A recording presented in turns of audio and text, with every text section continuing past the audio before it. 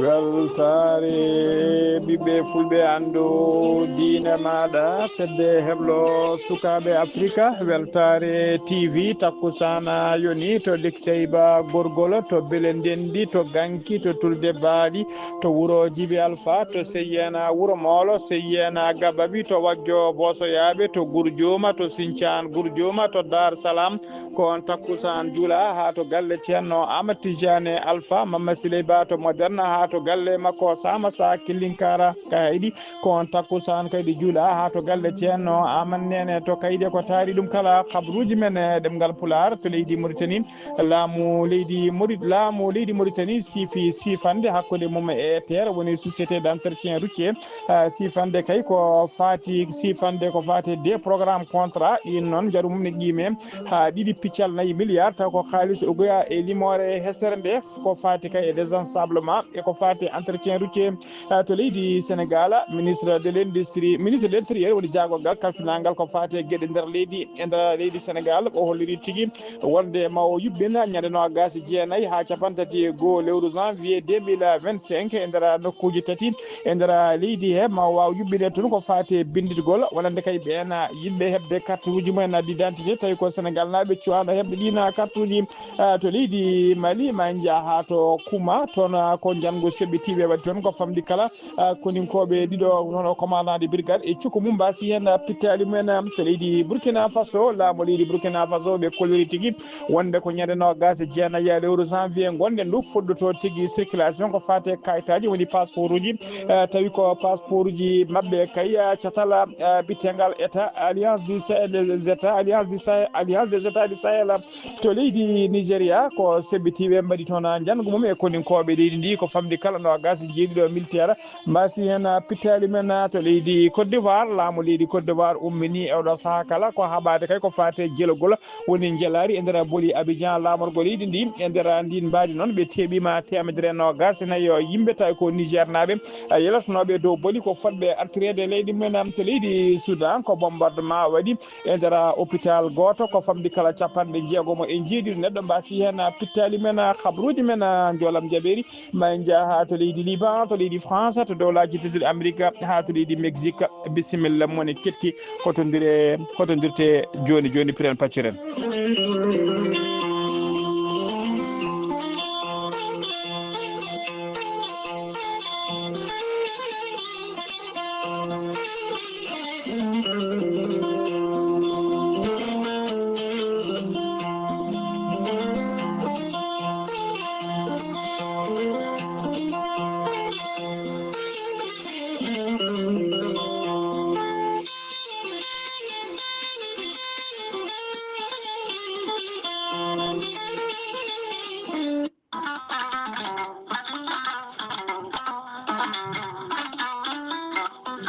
kawis mawɗo ekkiɗo hen lekki mbiyaki gorelte ko haako moƴƴo iwruko to koredinoro ari ko wallude e safrude ha moni kala yiito hen hoore muɗuma ɓen hutortoɓe gorelte mbi'i alhamdulillah yoga hen ko joguinoɓe ñabboji kawdiri no fewi yoga e docteur mabɓe kolliti hol o safara mon jiituɗon an neɗɗo tuƴiɗo joguiɗo AVC jogui cardiaque ƴiƴam dogata e ɓandu mum ɓandu jaaɗoru ɓandu wuloru prostate yoga e ñabboji goɗɗi kala hay janowo kala mum de so jokkodire gorelte ma yiito hoore muɗuma gorelte ko haako moƴƴo iwruko to koredinoro ari ko wallude e safrude ha moni kala tina hoore mum a yittat ko jamireɗa mbaɗa e ndiyam gulɗam aɗa yara aɗa yiito cellal ɓandu maɗa so tawi jiɗɗa ko hebde ko laaɓi ko fati gorel te jahata koto site mabɓe internet mbaɗa www.gorelte ma janggan hoorema kala muma so tawi noon ko tongoɗe gorel te gonɗa koto Italie jokkodirta koye ceerno Abouli mbatta ko plus 39 339 856 67 39 so tawi noon gonɗa koto Espagne jokkodirta koye Amadou Touré plus 34 643 29 22 96 so tawi noon gonɗa koto Mbour jokkodirta koye Saydou Ndaw 77 388 21 88 so tawi noon gonɗa koto Ndendori jokkodirta koye Salif Diallo 77 901 74 67 so tawi noon gonɗa koto Kaolack jokkodirta koye Khadidiatou Guissé mbatta ko 77 693 55 12 so tawi noon gonɗa koto Jimbe jokkodirta koye Amadou Thioban mbatta ko 77 428 85 88 so tawi noon gonɗa koto leydi France jokkodirta koye Harouna Gaïda 06 50 99 64 43 musidɓe tedduɓe gorel te ko safara tan woni e moɗoma.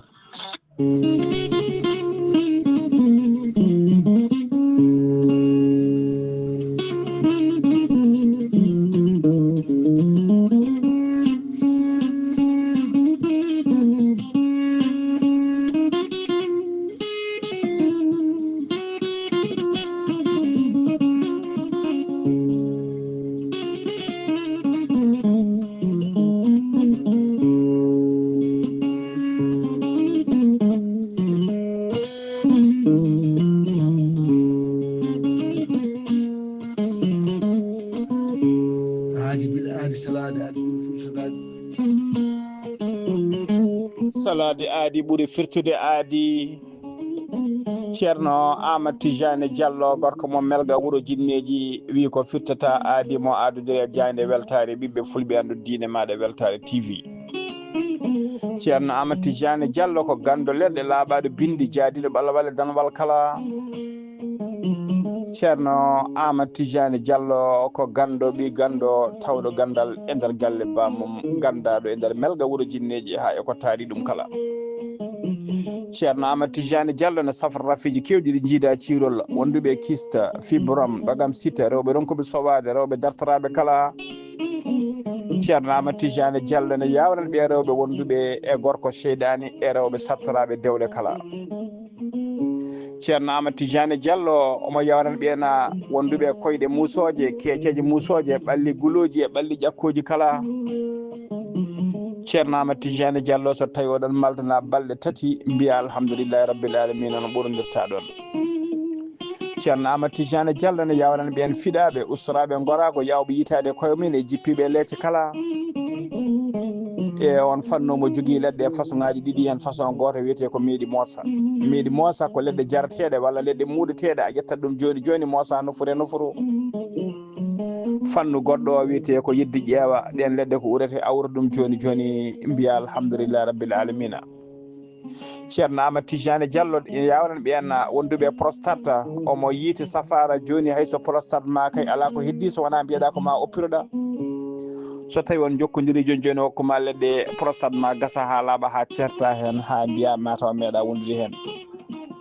ceerno Amadou Tidiane Diallo ko laaɓɗo reedu ko malaɗo woni omo tawe oɗo saaha joni ñalawma hande o ceerno Amadou Tidiane Diallo ne tawe toon to Belgique to Bruxelles lamorgo leydi Brexit lamorgo leydi Belgique. ceerno Amadou Tidiane Diallo e oɗo saaha ko toon tawate kala jiɗɗo jokkodirde e makko noon numéro makko téléphone ko 00 336 04 04 66 27 ko numéro makko appel kadi ko numéro makko WhatsApp. ceerno Amadou Tidiane Diallo gorko mo melga wuuro jinneji base makko ne tawe to Dakar en tawi ɗon miñi ko ne wiye ceerno Abdoulaye Diallo. sa yiiɗi jokkodirde on base numéro mum ko 77 714 94 15. ceerno Amadou Tidiane Diallo base makko ne tawe to Nouakchott lamorgo leydi Mauritanie to legal biyetegal Samia galle no hucciti e usine plâtre ko étage danejo. ene tawi ɗon ɓiyi ko mbatta ko 41 05 13 85. ceerno Amadou Tidiane Diallo ngam hoybitande tawteɓe lappol palol dande maayo ɓe Mauritanie Sénégal base makko ene tawe to Dagana ha to Rosso Mauritanie kala ene tawe ɗon sehil makko ɓi nene makko ne wiye Amadou Dia gorko mo leeraɓe sa yiiɗi jokkodirde e gorko mo leeraɓe numéro mum téléphone mbatta ko 77 walla numéro mum mbatta ko 77 537 79 28 ceerno Amadou Tidiane Diallo gorko mo melga wuuro jinneji ko laaɓɗo reedu ko malaɗo wune mbadden dando faade makko dendagal noon tawateɓe to Belgique omo andi noon oɗo saaha joni omo tawe toon to Bruxelles ɗum noon kala jiɗɗo jokkodirde e makko yo mbaw jokkodirde e makko ɓuuri yawde ko adi hay komo rutto toon to leydi France.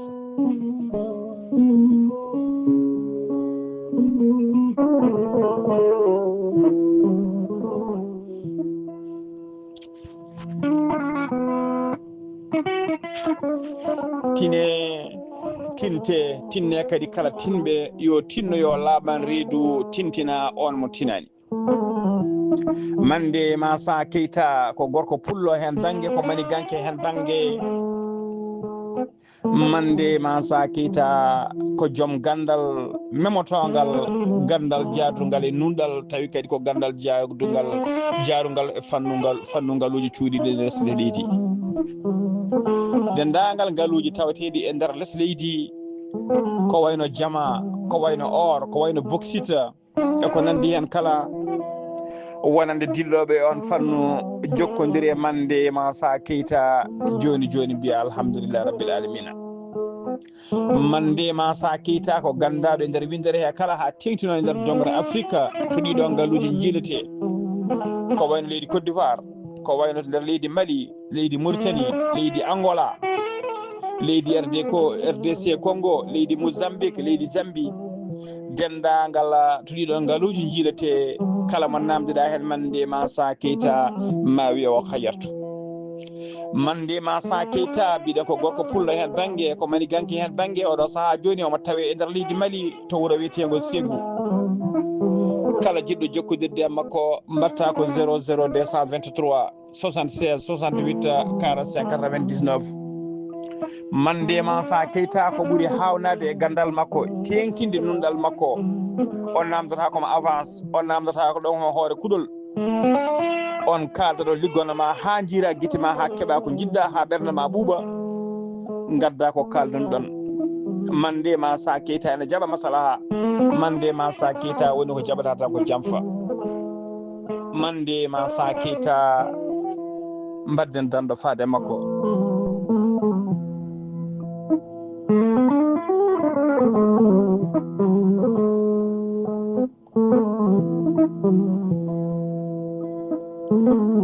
kettude kaburuji mon e demgal pulaar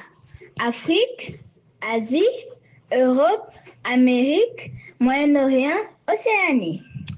Jam nyalle mon musidɓe tedduɓe heɗena goni e aletta nogas jeegom lewru siilo janvier hitande ujunnaji ɗiɗi e nogas joyi habaruji mon e ɗemgal pular e sawto he ko musidɗo mon sehil mon Haali Abouba to karallagal ha mbawon yiide min to banggue nete ɓosoje ko miñi men sehil men Saydou Abouba ko adi kabaruji men e ɗemgal pular hono jinnaɗo men ceerno Amadou Tidiane Alpha Mama Siley Ba mo kaheydi ene rutta duwaw faade dendagal ummal islam kala faade dendagal bandiraɓe guila kay noddunoɓe ha e duwinoɓe e réseaux sociaux ji e groupe aji kala caggal jaltugol aduna ɓinguel makko guila o innirno ceerno makko jaltuno guela aduna ko ɓoyani ko omo wi onon kala nde Allah windanta on baraji so windi kadi hoto momtu on jokki en ɗam yo Allah jokku balɗe mon kanko ceerno Amadou Tidiane Alpha Masili Ba noon omo jabri Allah mo yetta hen Allah kadi no fewi nde Allah yannoma guelɗo ɓinguel ha wawi kadi innirde ceerno makko mo yiɗi mo horsini ha joni jayde mon jayde weltare ɓiɓɓe fulɓe andu diine maɗa kañum ne rutta duwaw faade dendagal duwinoɓe kala eɗena jokki kadi duwanade ceerno men ceerno Amadou Tidiane Alpha Mama Siley Ba ha joni habaruji men ɗemgal pular to leydi Mauritanie puɗorɗen hono directeur général des lettres woni directeur général société d'entretien établissement d'entretien routier biteɗo Mohamed Mahmoudou Wol Oumara cuɓaɗo ko ɓoyani kay adna oɗon société o yuɓini noon ñalɗi ɗiɗi tawi ko ɗi biyete retraite balɗe ɗiɗi woni 48 heures hakkude makko kay e directeur uji wondude e yoga e chef uji de service société o e tawtorede kadi hono président de conseil d' administration société o ñalɗi ɗi noon ko ñande aljuma nogas jeegom ñande aljuma nogas ene yaa lewru janvier tuggi 8h30 ha 21 heures wondude e ñande tigui aset hanki o nogas jeenayi lewru janvier tuggi 9 heures ha 18 heures woni ha 6h30 retraite noon ɓe juɓɓi ɗum koto hôtel biteɗo alsalam resort on noon ko hôtel tawateɗo e dande maayo gueƴe tawi kadi koye lawol faade Nouadhibou waɗɗani aéroport kesso mo Nouakchott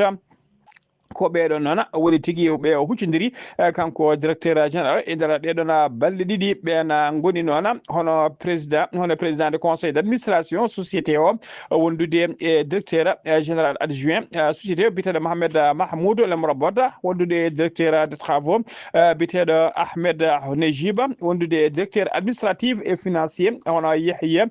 Taleba wondude directeur de l'approvisionnement et logistique hono biteɗo Ahmed Salima Hiba wondude directeur de programmation et contrôle woni Kebe Naziru wondude e directeur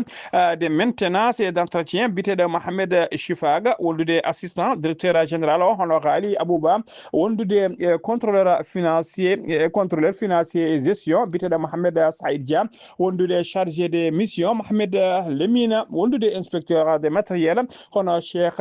monsieur Ahmed Bouhouibi wondude conseiller juridique hono Ba Abou Bakri wondude président de la commission de passation des marchés de l'État biteɗo Mohamed El Abba wondude caggal nden ko ɓeɗo tigui woni ɓe o joddi toon e nder ɗeɗon balɗe ɗiɗi caggal kanko noon directeur général o nde udditi golle ɗe hollirde kay Moudjibou retraite o woni Moudjibou kay ɗeɗo balɗe ɗiɗi tawi ko balɗe tigui ko wiyete journée de réflexion ko yidde kay ko ardi foof noon ko yidde kay yimɓeɓe nde ɓeyda tigui andodirde ɓeyɗo tammodirde ɓeyɗo nanggodirde kañumen kala ɓeyɗo kadi yiɗodirde gona neɗɗo goto mbaɗa tigui liggey taw ko liggey e kiba tawa kadi wona golle tan woni hakkude mumen tawi ko fati e cihlagal e ɓinngu yumma kala ha mbawa tafade hakkude ɓiɗon hakkude dendagal ɓe noon tawtoraɓe golle ɗe kala e hollirde kadi moni foof kadi nde haalat tigui caɗele jogui kadi haalat tigui ko fati tigui gueɗe halfinaɗe woni direction mo halfina o koko fati tigui e caɗele jogui e hol kadi peeje yiiɗi ƴettude ha tigui golle ɗe mbawa yarude yeeso hano hannirta ni moni foof noon waɗi tigui haali tigui yidde mum haali kadi fayida golle mum haadi caɗele jogui e kadi caggal ɗum noon peeje mbawi ƴettede kay ɗen peeje noon ko beele kay oɗo saaha joni dendagal caɗele tawateɗe nder société o kala ne mbawa gasde ha laaɓa tigui yimɓeɓe mbawa gollodirde tigui taw ko junggo e junggo ɓe mbawa ƴellide société o hano hannirta ni beele dendagal kay ko podoje de société waɗi eko fada e makko ko kala ne mbawa yettade hano hannirta ni ha joni ko leydi Mauritanie keɗoɗen Mohamed Cheikh El Ghazouani hoorejo guendi Mauritanie o waɗi tigui nomination ngaji kewɗi ñande aljuma ɓennuɗo o ko fati kay e ambassadeur uji wondude e consul aji généraux ji e nder joɗantoɓe leydi Mauritanie to caggal leydi ko ni noon ɗum lelori hono biteɗo Ba Abdoulaye Mamadou ɓuuɗo lelirde Bélé Ba kañum woni maire Babaɓe kañum kadi woni président zone France mo Nouadhibou ono mama oɗo saaha joni ambassadeur joɗaniɗo leydi Mauritanie toon to Abuja woni Nigéria tawi kadi mo halfina leyɗele kewɗe goɗɗe ko wayno RD Congo e leyɗele kewɗe goɗɗe tigui goni tigui koye less jimani makko tawi noon joɗoto ko toon to Abuja ko wayno Mohamed Ali Wula Sidi ambassadeur onno mama ambassadeur joɗaniɗo leydi Mauritanie toon to leydi Sénégal wondude biteɗo Siddati Wul Ahmed Aïcha on neno mama ambassadeur joɗantoɗo leydi Mauritanie toon to leydi Russie hono Niang Jibril on waɗama ambassadeur joɗantoɗo leydi Mauritanie toon to Canada hono biteɗo Mohamed Wul Bebban on neno mama ambassadeur joɗantoɗo leydi Mauritanie to Qatar so tawi ko biteɗo Ahmed Wul Ahmedou on neno mama ambassadeur joɗanteɗo leydi Mauritanie to Inde so tawi ko biteɗo Abdallahi Wul Kebdi on neno mama ambassadeur joɗantoɗo leydi Mauritanie toon to leydi Japon so tawi ko biteɗo Ahmed Wul Bousseif on ko ambassadeur joɗantoɗo leydi Mauritanie to Brésil so tawi ko biteɗo Elman Wul Mousteba on neno mama ambassadeur joɗantoɗo leydi Mauritanie toon to leydi Syrie so tawi ko wedda Dani wula Sidi Heyba on nomama ambassadeur joɗantoɗo leydi Mauritanie to Libi so tawi ko Jara Innalla on nomama ambassadeur joɗantoɗo leydi Mauritanie to Niger so tawi ko Amadi Camara on nomama ambassadeur ɗaminiɗo joɗnade leydi Mauritanie to Afrique du Sud so tawi ko biteɗo Khadijetou Mintou Mbare Rafal on nomama ambassadeur joɗantoɗo leydi Mauritanie to Italie Husseinu Wula Naji nomama ambassadeur to leydi Ethiopie e wona kadi kañum joɗanto kadi fedde Mauritanie e fedde Union africaine so tawi ko biteɗo Mohamed Lamina Wul Brahima on subama nomama ambassadeur joɗantoɗo leydi Mauritanie to Yemen so tawi ko biteɗo Mohamed Wul Abdel Aziz wona Abdel Aziz mo ganduɗo noon on noma ko ambassadeur joɗantoɗo leydi Mauritanie to Guinée Bissau so tawi noon ko consulaji ko ɓeɗo sappo e jeegomo woni subaɓe kay ambassadeur uji wondude consulaji tati so tawi ko consulaji généraux ji tati subaɓe ko biteɗo Baba Wul Sidi Amara on waɗama consul général leydi Mauritanie to Las Palmas to leydi Espagne so tawi ko Mariam Aoufa on nomama consul général to Casablanca to leydi Maroc so tawi ko Taleb Jiddou Zeyne Tolba on nomama consul général leydi Mauritanie toon to Jidda e nder Arabie Saoudite ko ɗiɗo woni consulaji tati e sappo e jeegom ambassade subaɓe ñande aljuma ɓennuɗo tawi koye tubugol horejo ndi Mohamed Cheikh Al Ghazouani ha joni ko leydi Mauritanie keddoɗen kanko Mohamed Cheikh Al Ghazouani horejo gendi Mauritanie kanko kadi woni horejo fedde Union africaine o waɗi nulaɗo makko tawi ko nulaɗo dariɗo faade toon to leydi Sénégal to nenɗo makko sehil makko Bassirou Diomaye Faye o suuɓi kanko Mohamed Cheikh Al Ghazouani noon mbiɗon kanko kadi woni horejo fedde Union africaine o nuli toon noon o nuli to Sénégal noon ko biteɗo Mohamed Abdel Fattah ko o commissaire de l'OMVS woni organisation de la mise en valeur des fleuves Sénégal mujibu jillu ngu noon ko fati kay e ɓeydude jokkodiral kay moƴƴal hakkude leydi Mauritanie e leyɗele kadi taw ko leyɗele kay ɓena ta leyɗele kay tawi ko renduɓe e nde ɗon fedde witende OMVS tawi kadi ko leyɗele jimde ngoɗon maayo witengol fleuve Sénégal yidde horejo leydi Mauritanie noon e yidde kanko horejo fedde Union africaine noon ko yidde kay ɓeydude jokkodiral e dendagal ɗen leyɗele renduɓe nde ɗon fedde ha tenti noon e ɗen leyɗele tawi ko jimɓe e ngoɗon maayo welgo woni witego fleuve Sénégal kay ene mbawa tigui ɓeydude jokkodiral mumen e fannuji kewɗi no fewi to fannuji kewɗi no fewi ko wayno to fannu ko wayno kay fannuji ko wayno ndema to fannu ndema e to wayno fannu hydraulique e ko wayno fannu énergie kala kanko Mohamed Wul Abdel Fattah noon o joddima e horejo leydi Sénégal Bassirou Diomaye Faye o weeɗimo ɓatake dariɗo Mohamed Cheikh Al Ghazouani mo windi kay faade tigui e nando muɗum hono Bassirou Diomaye Faye ha joni ko leydi Mauritanie keddoɗen inspecteur général d'état woni tigui mawɗo inspection général d'état mo leydi Mauritanie o waɗi tigui prêté serment yesso horejo leydi ndi Mohamed Cheikh Al Ghazouani omo wiye noon Sidi Mohamed Wul Cheikh Wul Boyda kanko e wondude inspecteur d'état à l'inspection générale hono biteɗo e Madda Wul Mohamed Bouzouma kamɓe ɗiɗo kala ɓe mbaɗi prêté serment yesso horejo ndi mone mabɓe kala fawi jungo mum e deftere Qur'ana weeni jungo heddigo wonde kay ma tigui jogo ma tigui ardo ko halfina ko posoma ma jogor ɗum e dow nunɗal e dow peewal ene tawtora cérémonie noon Moulay Wul Mohamed Laqaf to kañum woni jaago gala ministre taw kadi ko secrétaire général à la présidence de la République wondude biteɗo Mohamed Mahmoud Wul Cheikh Abdallah Wul Bouya kañum woni jaago gal kafinagal ko fate ñawoje nder leydi Mauritanie wondude Mohamed wondude e biteɗo Yacouba Wul Salem Val on ko ministre délégué auprès du ministre de l'intérieur wondude Cheikh Ahmed Wul Sidi Ahmed kañum woni horejo cour suprême mo leydi Mauritanie wondude biteɗo Mohamed Lamine Wul Mohamed Lamine ko procureur général de la cour suprême wondude biteɗo Mohamed Wul Mohamed Emit on ko conseiller à la présidence de la République ha joni ko leydi Mauritanie keddoɗen hono mbiruɗen en gardidi kabruji men e nder jonde jagorɗe jodi noon ñande alkamisa ɓennuɗo des projets de loi ko fati kay e entretien routier fati kay toppitade laaɓi e nder leydi Mauritanie sifama nden sifande noon sifama ɗum noon koko sifama ɗum noon woni ko wiyete contrat programme numéro 5 e contrat programme numéro 9 ko laamu leydi Mauritanie sifodiri kay e société biteɗo société ETR woni établissement d'entretien routier jaruɗe ɗo ɗiɗo contrat ji ɗiɗi noon de programme ko 2,4 milliards woni ko milliard aji ɗiɗi piccala nayi tawi ko haalis o goya e limore hinde nde woni 2,4 milliards emery so tawi ko contrat programme numéro 9 o on ko 1,8 milliards woni piccala jeetati milliards tawi ko haalis o goya e limore hisa nde woni 1,8 milliards emery on noon koko fati kay ko wiyete désensablement woni ittude dendagal ittude kay ceene ittude ceene e kala saaha e dow laabi e nder leydi he kala e wadde ko wiyete entretien e kala saaha woni entretien régulier et périodique e intervention ngaji d'urgence e kala saaha e wadde base uji e nder leydi he kala beele kay to tina kala holko boni tawa kay société o wawa wadde intervention ko ɓuuri yawde e yaccade so tawi ko contrat programme numéro 5 o noon on contrat programme ko temedde jeegom million taw ko haalis o goya woni emery 600 millions tawi ko emery ɗum tawi ko emery omo noon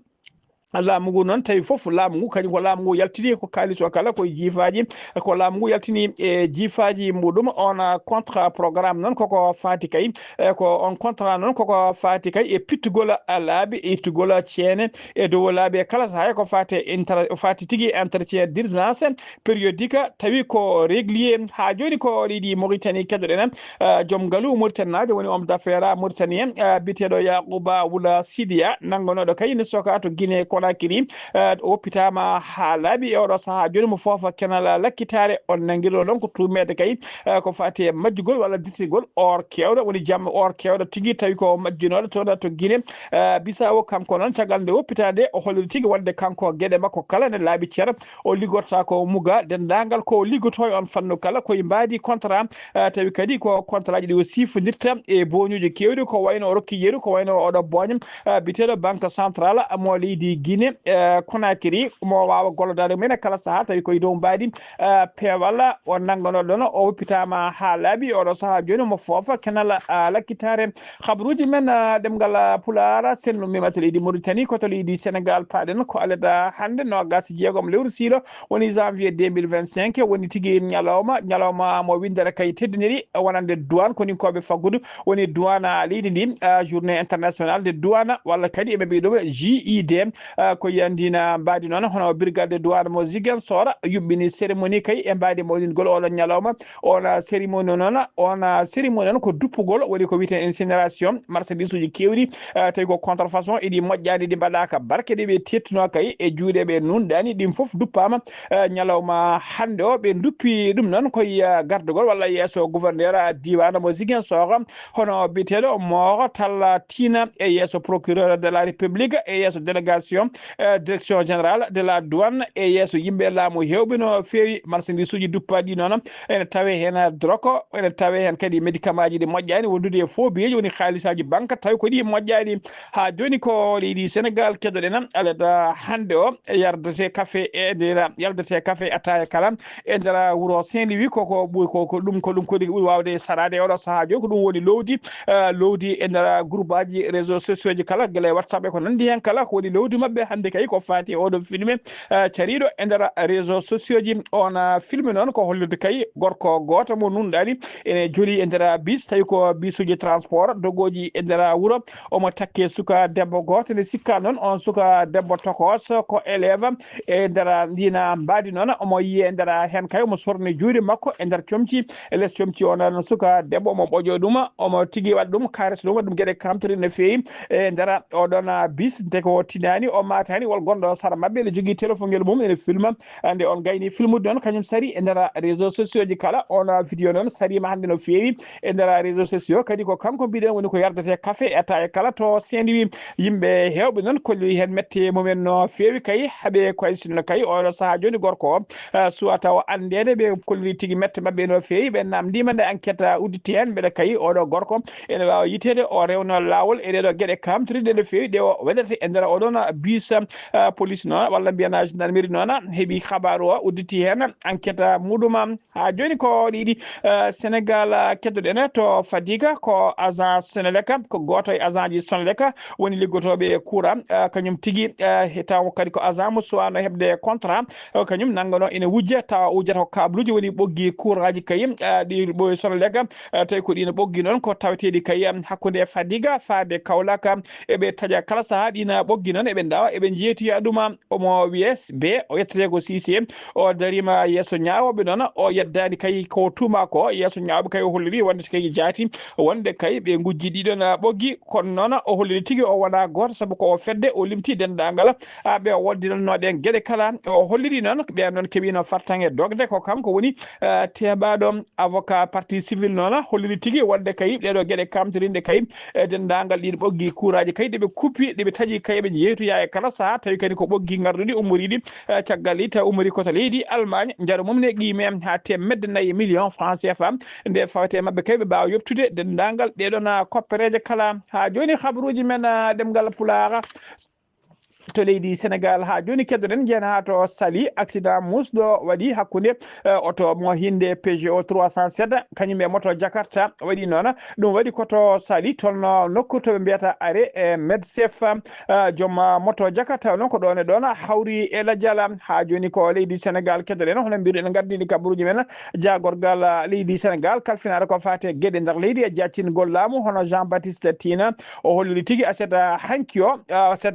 o nder Dakar wonde kay ɓoyata puɗɗugol campagne tawi ko campagne exceptionnel woni tigui wona hunde hewne wadde kala saaha ɗum ɗon noon ko gam yidde weltinde e yoga yimɓe kay ko fadi kay yidde pewnugol newnude pewnugol carte uji d'identité wonande ɓen Sénégal naaɓe cuwa hebde ɗeɗon carte campagne o noon waɗat tigui ko ñande alarba nogas jeenaya lewru janvier ha aljuma 31 lewru janvier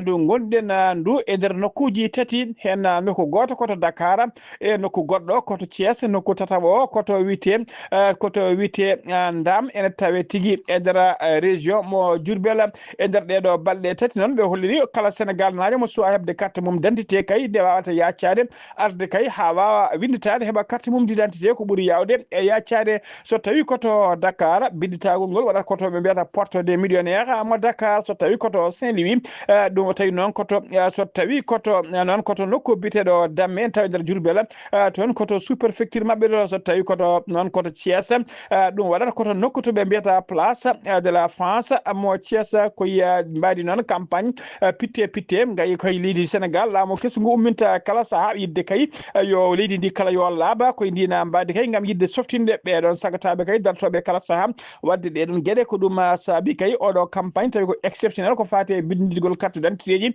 pewnugol carte d'identité ji jagorgal kalfinnagal ko fate gueɗe nder leydi o yuɓɓini ɗum ha joni habaruji men ɗemgal Pulaar sennanima to leydi Sénégal koto leydi Mali paaɗena to nokku biteɗo Kuna ene tawe hakkude leydi Mali ko pitol bombo ngol hinde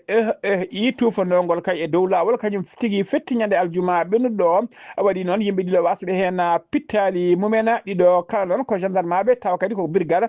territorial de la commune rurale mo Kunna e nder région de Mopti ko commandant des brigades e cikku muɗum kañumen ɗiɗo goni hawruɓe hen e ladial ha joni ko leydi Mali keddoɗen ministre de la défense et des anciens combattants mo leydi Mali hono général de corps Sadio Camara o bismima o joddima ñande aljuma ɓennuɗo délégation timmuɗo tawi ko délégation Japon naɓe e gardugol ambassadeur joɗaniɗo leydi Japon e nder leydi Mali hono biteɗo Yunkuo Mutotta ene tawe hen kadi e nder délégation hen hono tigui représentant ministère des affaires étrangères mo leydi Japon wondude tigui wonno mujibu jillu ngu noon ko yidde kay ɓeydude jokkodiral moƴƴal hakkude leydi Japon hakkude muɗum e leydi Mali e fannuji kewɗi ɗo fewi ɗi jiida cirol ha joni ko leydi Mali keddoɗen fedde taw ko fedde rewɓe wiyeteɓe tigui les fedde rewɓe ɓe hinde CMSSS ɓe ndendini ballal taw ko ballal paydigal no fewi ɓe kewi wadde kala saaha fade kay ɓe rewɓe ɓe worɓe mumena mbara tawi ko koninkoɓe woni ko wiyete le veuve walla sukaɓe les orphelins ɓe bamumena mbara tigui taw ko militaire uji ɗum noon tawi ko militaire uji ngal waraɓe nder leydi Mali tawi kay koye saaha mbardam noon koye saaha kadi daari noon gam rende ɓesguji leydi ndi ɓe ndendini ballal noon taw ko ballal paydigal no fewi e gardugol gardiɗo fedde ɗe hono biteɗo sokhna Aissata Mayga Diallo Aissata Mayga ɓe mbawi addude ngal ɗon ballal ngal noon ɓe ndewni ɗum koye tigui koto siége social koto direction siége social de l'armée koni tigui ballal ngal sifoyi e nder ballal ngal noon tawi hen 15 maaro wondude 3 carton tawi ko carton ngaji bidon ngaji nebbam wondude 3 carton tawi ko pâte alimentaire woni tigui macaronaji ko nandi hen wondude 100 carton tawi tawete hen ko tigui potuji tomate woni tomate concentré ɗum ɗon woni tawete e nder ballal he ɓe ndewni mbiɗen ballal ngal noon koye juuɗe colonel major Brehima Samake kañum woni directeur général des services social de l'armée ɓe kolliri ɗum fayi koye ɓen wiyeteɓe les veuves et les orphelins woni tigui rewɓe ɓe worɓe mumen mbara walla sukaɓe ɓe babiraɓe mumen mbara tawi ko koninkoɓe tawi kadi ko wasaɓe pittali mumen e saaha tigui gonno e rende ɗiɗi tawi kadi ko ɓuurɓe miskinade woni les plus vulnérables ha joni habaruji men ɗemgal Pulaar sen ɗum mbima to leydi Mali ko to leydi Burkina Faso paaden leydi Burkina Faso noon ɓaƴini tigui nate ko fate passeport uji kay tawi ko ɗiɗon passeport uji catal mabɓe bitegal alliance des états du Sahel ko fannuji tati noon ko façon ngaji tati tawi façon kala ko yiya couleur muɗum façon gadano koko wiyete passeport ordinaire ɗum noon tigui woni passeport kay mo neɗɗo foof foti jogade on ko couleur mum ko vert so tawi ko passeport diplomatique on couleur mum ko marron so tawi noon ko passeport de service on couleur muɗum ko bleu laamu ngu noon holliri tigui wonde ko à partir kay ko ñande nogas jeenayyi lewru janvier du gonɗen du ko den tigui fuɗɗoto golle passeport ji ɗi fuɗɗoto tigui golle mum gollorede hano hannirtini ha joni ko produit men ɗemgal Pulaar koto leydi Nigéria paɗen ko famde kala nogas jiiɗiɗo militaire tawi ko Niger naɓe mbasi pittali mumen e janggo sebbitiɓe mbaɗe mabɓe to rewo leydi ndi ko laamu ngu noon ɓaƴini kabaru o ko laamu ngu e hoore mum ɓaƴini kabaru aleda hande nogas jeegoma lewru janvier ɓe kolli ɗon janggo ngu waɗi ko guila ñande aljuma nogas ene yiya lewru janvier Nigéria waɗi Nigéria noon wayri tigui hebde janggo mbangu ni tawi ko hoɓɓude koninkoɓe ɓe mbayri tigui hebde janggo mbangu wadini kaya musde janggo ngu ɗon ko catala witegal ISWAP kañumen tigui woni yeytiɓe nguɗon janggo tawi kadi ko janggo wari watto woni kamikaze ko gorko goto kay walla ko sagata goto gonɗo e auto mum tawi auto o ne waɗi bomboje ha heewi kañum tigui rangani cuuɗi auto o ne suudi e less leɗɗe kay nde o faddi convoi militaire fadima ko ɗon tigui o wiya mabɓe ko auto o fettide bomboje he o wasi fittani makko o warori fodde nogas jeeɗiɗo neɗɗo woni ko wiyete janggo kamikaze ha joni habaruji men ɗemgal Pulaar sen memato leydi Nigéria koto leydi Côte d'Ivoire paɗen laamu leydi Côte d'Ivoire woni tigui koye haɓade ko fate ittugol jelari ha laaɓa kay e nder wonande kay ɓen dartoɓe e joɗotoɓe booli e nder Abidjan lamorgo leydi ndi kala ɓe ko noon holliri tigui koye ndina mbadi noon ambassadeur joɗaniɗo leydi Niger e nder Côte d'Ivoire o holliri tigui wonde 120 yimɓe makko tawi ko Niger naɓe ɓurnoɓe tigui e nder leydi Côte d'Ivoire to Abidjan tawi ko yalatonoɓe mbawi teɓede hen e nder ɓen tawa holliri noon e nanggugol tawe juuɗe police fodde en tawe tigui e nder juuɗe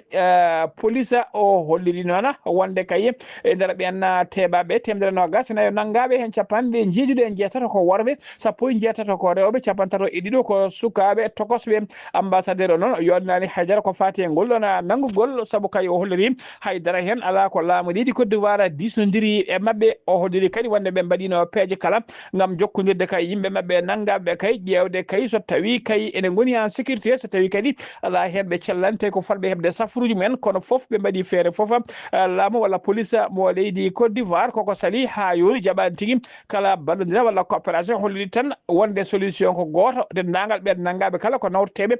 toon to koto leydi mumen koto leydi Suda Padena e nder wuro witengo El Fachera ko wuro tawtengo e nder falde Darfour ko bombardement musto tawi ko bombardement drone kañum waɗi e nder hôpital tawi ko goto hôpital uji wonno keddinoɗe kay e gollade e nder on hôpital e nder ngun jangu noon walla mbiyen on bombardement capanɗe jeegomo e jeeɗiɗo neɗɗo mbasi hen pittali men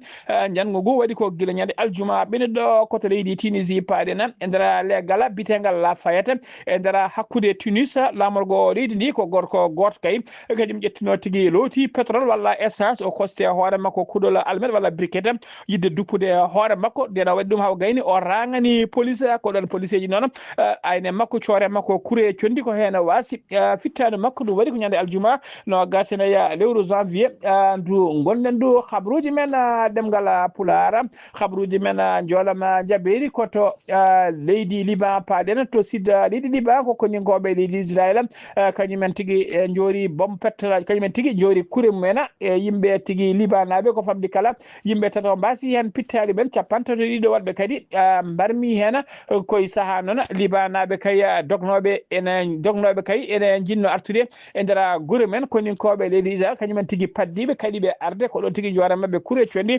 mbiɗen ha yimɓe tato mbasi hen pittali men koto leydi France Padena e nder intervalle woni tigui e nder waktuji e nder balɗe ɗiɗi tan intervalle balɗe ɗiɗi taskama police ji ɗiɗi tawi koɓe hinde DGSI woni tigui mbartima woni tawi ko police ji daggotoɓe tigui direction générale de sécurité interne kañumen goni wartiɓe e nder waktuji 48 heures tan intervalle 40 minutes tawa ɗiɗo mbartima e ndeɓe hen goto noon warti koto wuuro witengo les Balois Perrette goɗɗo o warti koto nokku biteɗo Boulogne bilan cour kamɓe ɗiɗo kala noon mbiɗen ko police ji ɓiɗo gollotoɓe direction générale de la sécurité intérieure ha joni habruji men ɗemgal pulaar to dowlaji tentuɗi Amérique Padena laamu Joe Biden koko wanno tigui koko yowno walla koko dartino wanno bloqué ko fate livraison bomboje tawi ko bomboje ɗe Israël sonno kay ɗina e dowlaji tentuɗi Amérique koko waɗino bloqué Donald Trump noon horejo kesso garɗo saaha joni gartuɗe jappere laamu o waɗi débloqué woni tigui on blocage o itti ɗum ha laaɓi o holliri kay wonde temedde oɗo ujunnaji ɗiɗi livre walla mbiyan temedde jeenayyi jeeɗiɗi kilogramme tawi ko bombo mo Israël sonno kay ɗina ma mbaw ma Israël wawa hebde ɗum ko ɓuuri yawde yaccade ko aseta hanki o ɓayini ɗum o holi tigui wonde ɗum waɗama débloqué oɗo saaha joni yo Israël arana tigui bomboje mumen koto leydi Mexique Padena capanɗe joyyi e jeegom mayiɗo ko woni tigui ko yiita e beere gasɗeje mawɗe woni fosuji commane beera eɓe ubba hen ɗum noon yiita koto rewo leydi Mexique sara kerol hakkude mabɓe e dowlaji tentude Amérique gasɗe no walla mabɓe kala kamɓe kala ɓe ubbitama ñande talata e aljuma ɓennuɗo e ballal armée leydi ndi e oɗo saaha joni lesuŋoji jaƴinana mbaɗe hen beele ande moni kamɓe beele kadi ene ande hol waɓɓe ngal ɗon badala musidɓe tedduɓe gasi ha laaɓi ceer ko ɗum ɗo wonno ko min tonga ɗon habaruji mon e ɗemgal pulara e sawta he ko musidɗo moon sehil moon Haali Abouba to karallagal ha mbawon yiiden to banggue net ɓosoje ko miñi men sehil men Saydou Abouba so tawi ko kedde Afrique fonno wadde ko musidɗo men sehil men Alassane Mbodj gorko mo Sara Ndogu ñalawma janggo o so tawi ala ko faali ma en ketto musidɗo men sehil men Sara Blay Sar kettimalaki jaam yo jaam Allah jogomi jogo on